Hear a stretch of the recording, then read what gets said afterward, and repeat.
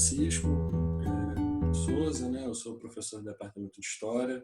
Estou aqui com o Eduardo Ferraz. A gente está fazendo esse vídeo por conta de um curso que a gente começou pela AVA, né? O nosso objetivo não é que, enfim, que vocês entrem na AVA. A gente entende que não está tendo adesão a esse projeto e para a gente está tudo bem e a gente não vai se limitar à AVA, né? A gente está produzindo isso não é porque a gente quer impor ou acha que vocês tenham que produzir e estudar nesse momento ou qualquer coisa do tipo. A gente está fazendo isso simplesmente para dizer que a gente está pensando em vocês, entende? De que no limite das ferramentas que a gente tem, a gente é isso, né? E depois a gente vai tentar fazer alguns encontros em que vocês participem com a gente, né? Sincrônicos, vamos dizer assim, né? E a gente esteja todo mundo dentro do mesmo ambiente. Hoje a gente teria como referência para pensar uma fala, um discurso da Chimamanda Adichie, que é bem conhecido, que é o risco de uma história única. Quem não viu o vídeo, veja. A gente vai colocar no link o link na descrição do vídeo. Para quem, porventura, entrou na AVA, está lá. Tem 2 artigos, pelo menos, que eu vou fazer referência, que são importantes. Um do CGCF, que também vai estar no link no YouTube, e o outro do Achille Mbembe, que chama Necropolítica, que também vai estar. Tá, então, enfim, eu passo a palavra ao Eduardo e eu espero que vocês sintam essa produção como uma tentativa de aproximação mesmo. Olá, boa noite, eu sou Eduardo. Assim como Francisco, estamos criando esse vídeo, partilhando esse vídeo com essa dimensão de afeto, de estarmos próximos a vocês nesse momento da experiência da quarentena. De maneira alguma forçar vocês a estudarem, mas que esse curso com título Pós-Colonialidade e Ensino, ele é muito mais, tem um caráter complementar e de aproximação a vocês. Ele não tem em nenhum momento a intenção de esgotar uma discussão sobre pós-colonialidade ou decolonialidade e educação. Não é essa a nossa intenção. Nós somos professores de História, dentro dos departamentos de História, e essa crítica da pós-colonialidade e decolonialidade nos cursos de graduação e pós-graduação em História no Brasil, elas têm uma diferença de sincronia frente aos cursos de letras, por exemplo, literatura comparada, onde a presença da pós-colonialidade foi muito vigorosa já desde a década de 80 e 90. Nos cursos de História, essa entrada dessa discussão da pós-colonialidade, ela levou um certo tempo, muito em virtude da força que o método histórico tem no modo de pensar a história, digamos assim, a escrita da história. Isso se dá muito mais no caso do Brasil, eu vou tentar dar um pouco mais atenção ao Brasil mesmo, a partir dos anos 2000. Não que outras pessoas não lessem, são até claros que liam, mas começa de maneira mais vigorosa, se eu pensar até com mais atenção, lá para 2004, 2005, é que isso tem sido trazido, fruto dos diálogos com antropologia, com Homi Bhabha, entre outros. Quando eu também digo que nós não estamos aqui com nenhum momento com a intenção de esgotar pós-colonialidade ou decolonialidade, que nós também não vamos tentar definir, falar daquele outro autor.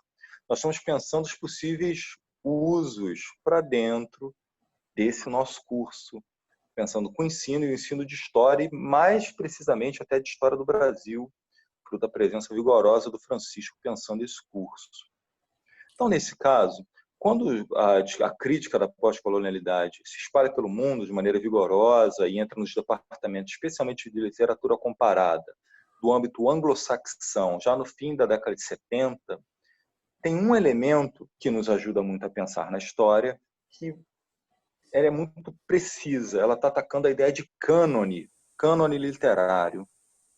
Ou seja, o que é fundamental para os leitores? O que é aquilo que um graduando em letras, e agora, quando a gente pensa em história, ele tem que necessariamente saber para se formar? Se no passado aquelas grandes obras eram tomadas como inescapáveis, a entrada dos pós-coloniais, ela coloca algumas indagações muito poderosas que pluralizam a ideia de cânone. e, consequentemente, termina por pluralizar também a formação dos estudantes, pensando muito mais uma localização espaço-temporal, ou seja, determinadas nações, localizações, elas começam a perceber que o seu cânone não precisa ser o mesmo cânone das grandes universidades do mundo todo. Isso começa a ser muito rigoroso. E associado a isso, começa a existir fortemente, devido à crítica dos pós-coloniais, uma grande atenção à valorização das culturas autóctones. Isso vai se desenvolvendo a partir da década de 80 e de 90, isso começa a ser muito forte também. Como eles entram na ideia de estudos culturais. Se nós pensarmos dentro da ideia de Brasil e de história, isso pode nos servir muito como um trunfo para pensarmos, se nós ainda entendermos que as ideias dos pós-coloniais ainda não foram plenamente absorvidas, mesmo que entrando de forma retardatária ainda no campo dos estudos históricos. A própria ideia de cânone e variação do cânone, se hoje ela já é entendida e aceita, essa pluralização e a pluralidade que ela vai trazer consigo, ela pode ser muito melhor explorada. Isso abre flancos para muito mais a presença das mulheres, por exemplo, no cânone historiográfico, que é um tanto quanto tímida. Nós lemos pouquíssimas historiadoras na nossa formação, colocando questões também, indagações epistemológicas, problemas com método. Nós temos ainda uma vertente, uma percepção muito estreita daquilo que nós entendemos historiador, muito associada ao uso do método histórico, fruto da vigorosidade que foi o Capistrano de Abreu também, dentro da tradição da pensar os estudos históricos do Brasil, a força dele lendo Rank, botando o método no centro e pensando esse espaço a partir disso e deixando seus frutos. E nós olhamos, e por isso nós estamos nesse curso Pós-Colonialidade de Ensino, em que essa pluralidade ela tem uma grande mirada de futuro, porque o que se abre aí também é uma possibilidade, inclusive, que as universidades tenham conjuntos de leituras críticos muito vigorosas para si mesmas, pensando que escrever também é criar uma constelação particular de autores. Então, talvez a ideia de cânone, cada vez mais ela vai perdendo força com essa ideia de constelação de autores que cada um lê. Uma constelação é fundamental para se escrever. Tá? E acho que é um pouco nesse viés que o nosso primeiro vídeo vai estar lidando também, que nós colocamos da Chimamanda Adichie, que é o risco de uma história única, tá?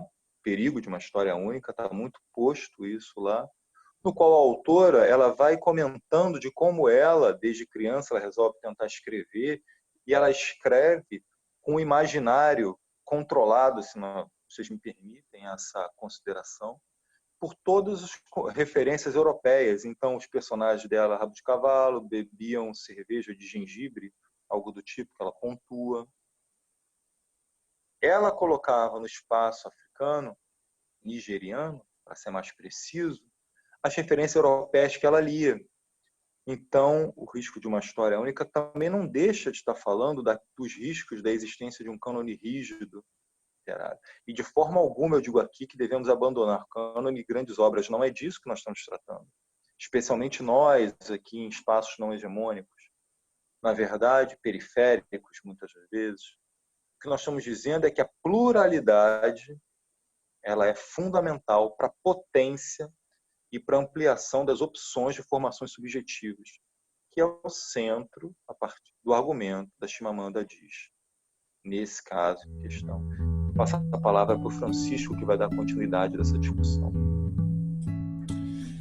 Eu acho que é uma questão muito importante, né, disso que o Eduardo está falando, é também como é que a gente conquista, né, e busca e luta para ter autonomia na nossa formação. Porque a gente também no curso de graduação acaba tendo que ler os textos que estão nas disciplinas e aí você vai meio que seguindo aquele ritmo, né? A pós-colonialidade ela é legal também para o quê? Para quebrar isso e te abrir um pouco a possibilidade de ler outras coisas, escolher por si mesmo o que ler, né? Eu acho que talvez essa seja a questão mais importante e difícil, Pode parecer uma coisa, uma grande aventura, uma coisa muito legal, mas é difícil, até porque no mundo contemporâneo estudar é uma coisa complicada. Quando eu fazia graduação e no meu mestrado e no doutorado, eu estudava na biblioteca, então a biblioteca era um recorte das coisas que eu tinha para ler. Outro dia eu recebi um Google Drive com 500 textos, livros, coletâneas sobre feminismo na América Latina. E alguns deles eram 5 volumes de 1.500 páginas. Aí como é que se lê isso? Né? Então, também é evidente que é um outro problema, que não é exatamente o problema da pós-colonialidade, mas como é que a gente se organiza, né? E aí eu acho que é muito importante a gente aprender a construir o nosso percurso, entendendo que às vezes o cânone ele é necessário pelas relações de poder que a gente vai passando ao longo da nossa carreira profissional, não é isso? Eu não sei se as pessoas realmente têm que ler Mark Bloch para se formar historiadoras, mas eu tenho consciência de que para passar em alguns programas de pós-graduação é importante você ter lido Mark Bloch, você tem que saber do que se trata, entende? Então é um pouco também como é que você negocia. O cânone, às vezes, ele também está instalado nessas relações de poder, né? Mas não só o cânone como uma referência, mas o cânone como alguma coisa também que constrói uma forma de ver o mundo, e no nosso caso, de ver a história. Né? Um dos autores que está aqui dialogando com a gente, que é o Sanjay Seth, é um texto que se chama Clio Shiva, Razão ao Raciocínio. O argumento dele começa de uma coisa muito interessante. Né? Eu diria assim, que a modernidade e a historiografia moderna, quando a história entra para a universidade e começa a se entender como ciência, que acontece lá no século XIX, né? Não é tão longe assim, na verdade, né? Aqui no século XIX, né? A gente está muito mais próximo deles do que muitas vezes a gente acha, na verdade, né? E quando isso acontece, tem uma frase que no começo dela é muito bonita, que diz assim, né? Na época se trabalhava com o conceito de povo, então se diria assim, todo povo tem história, mas dentro disso tem uma pegadinha, quer dizer, todo povo tem história, mas nem todo povo tem historiografia. Então, isso significa que se qualquer sociedade, qualquer cultura tem uma história, não é toda forma de narrar que vai ser entendido como historiografia. E aí que a história como ciência e como disciplina começa a produzir um corte das formas de pensar o passado. Então, quando a gente também pensa em pluralizar as nossas formações, em romper com cânones, a gente também precisa pensar em como é que a gente rompe com uma razão única, né? Se eu tivesse que resumir o texto do Sanjay Seth numa frase, pensando na Chimamanda, eu diria assim: é o perigo de um raciocínio histórico único, como se só existisse uma forma de historiografia possível. Só que não, né? E nós, enquanto habitantes do mundo, mais especificamente desse lugar que se chama América do Sul, depois vai ter um vídeo aí para a gente ver, né, que vai problematizar a ideia de América, mas enfim, por enquanto vamos ficar com essa coisa da América do Sul. Né? Enquanto habitantes da América do Sul, a gente é perpassado por várias tradições que pensam o passado, que vivem no passado, que revivem o passado, que dialogam com o passado de frente, que não consideram nem que o passado está morto e que ensinam para a gente muitas coisas. Não é isso? Então, a gente tem que romper com os cânones no sentido de poder ler outras coisas e se dar tempo para ler essas outras coisas e, se for necessário, falhar. Né? Fala que publicamente não tem nenhum problema, reprovei 2 vezes em Idade Média. Sabe o que aconteceu comigo? Nada. Está tudo bem. Né? O CR não domina a sua vida. É, Problema. A gente tem que falar sobre isso também. Né? Se a gente está tão preocupado com a saúde mental de vocês, a gente tem que ter coragem de expor essas coisas. Né?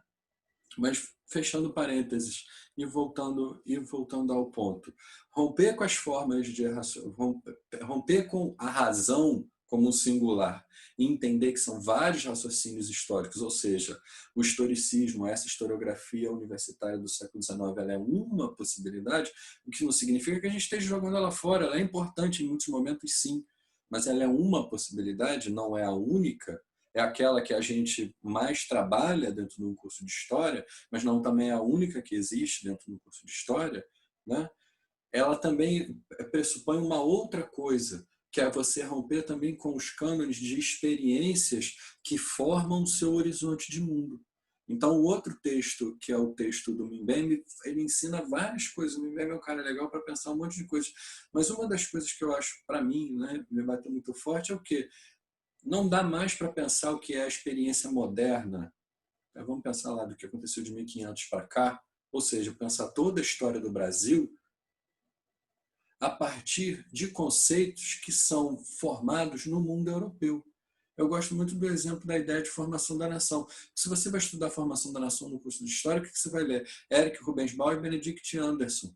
Esses caras, eles estudaram Inglaterra, França, Itália e por aí vai, Alemanha, né? Ficam ali. E aí eles produziram uma teoria do que é a formação da nação. Aí quando a gente vai estudar a história da formação da nação argentina, é um estudo de caso, né? Ninguém vai dizer que a história da formação da Argentina tem uma estatura teórica, é uma experiência. É o lá, é a teoria, aqui é a experiência. O que o Mbembe faz? Ele rompe com isso e vai dizer que não. Para entender a modernidade, você tem que entender a modernidade também e, às vezes, fundamentalmente, da perspectiva daqueles que foram chamados de não modernos. Porque esses é que sabem o que é a modernidade, não é o Hegel. O Hegel é uma autodescrição. Pode ser brilhante, mas é uma autodescrição. Ela não dá conta daquilo que a modernidade fez no mundo, porque o que a modernidade fez no mundo não aconteceu no território europeu. Então, romper com o cânone também é romper com o cânone das experiências que a gente toma como parte do que forma os nossos conceitos. Aí ele vai fazer um conceito que é um conceito de necropolítica, que é um conceito que faz muito sentido dentro dessa ótica. Porque o que ele vai dizer por esse conceito? Que existe no mundo uma ideia de Estado racional, organizada, que vive o monopólio da violência e que, quando exerce a violência sistematicamente dentro do seu território, isso digamos assim, um absurdo, e aí se produziu a ideia de campo de extermínio ou de zona de exceção. Mas, se a gente for olhar a história da modernidade, a gente vai ver que existiram territórios que viveram sempre dentro da lógica da zona de exceção, que ele chama de uma guerra sem fim. Quer dizer, em nome da paz se produz uma guerra sem fim. E a gente vive isso no Rio de Janeiro, não vive? Territórios onde o Estado age absolutamente determinado pelo direito de matar. Então, o que ele vai falar é que a ideia de soberania, e pensando isso mais para o ensino de história, a ideia de cidadania talvez não faça sentido, dependendo de onde a gente for dar aula. Porque você vai ensinar alguém a ser cidadão, ou seja, a respeitar as leis do Estado e a se inscrever nas leis do Estado, mas se o Estado é o agressor, como é que faz?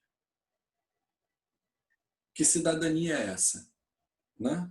A nossa cidadania, se ela existe, e eu acredito que ela existe, ela, na maior parte das vezes, existe a contrapelo do Estado, na luta resistindo ao Estado, sobrevivendo à opressão produzida pelo Estado.